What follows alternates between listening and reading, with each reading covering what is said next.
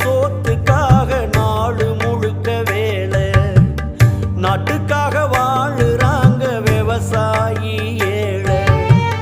ரத்தத்தைய வேர்வ போல சிந்துறாங்க பூமியில, கஷ்டப்பட்டு பலனும் இல்ல, கண்ணீரு தான் கண்ணுல.